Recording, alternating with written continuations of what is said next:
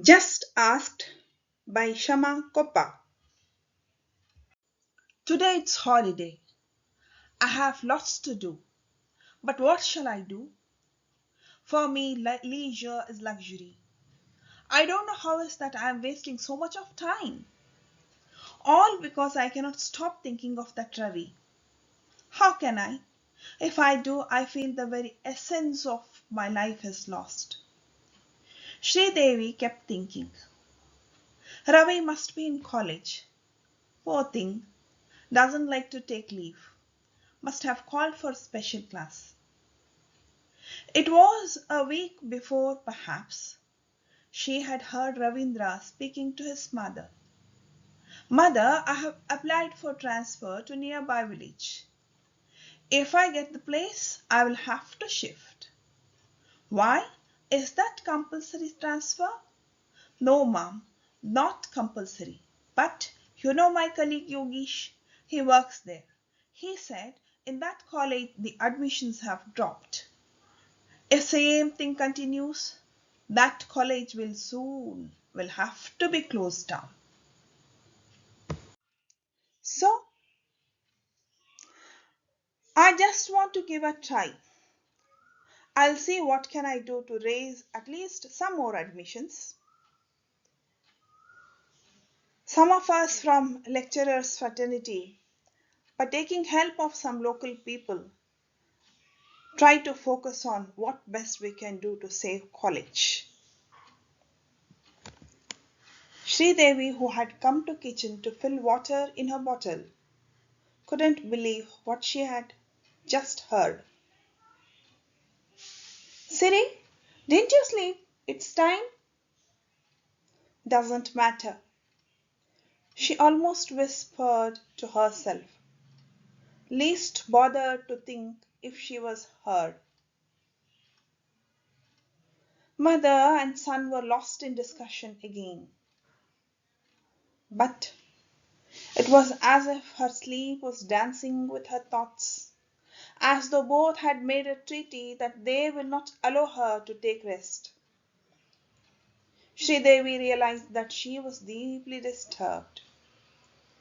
The most important thing that always mattered with her was Ravindra's presence.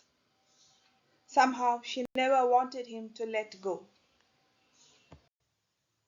Siri wanted to cry like a baby, but she could not. She at once felt cheated. We often ignore that nobody stays with us forever. But that's reality. Who imagines that breath will leave our body orphaned someday? Who ever thinks that our body, that we adore, beautify, and cherish, will leave us? These thoughts made Siri very uncomfortable. Corners of her eyes were wet, but she would not let her weep. Of course, people watch reels for entertainment, but sometimes words carry a lot of value. They change the way you look at the problem. She, literally in her mind's eye, could visualize that person on YouTube who said, disappointments are a part of our lives.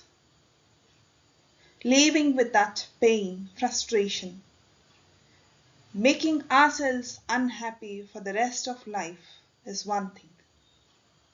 But the other option is to let go. You need to forgive your own self and others if you want peace. Sridevi still felt broken from inside, but she decides that she will not show off her emotions to anyone, not even to Ravindra.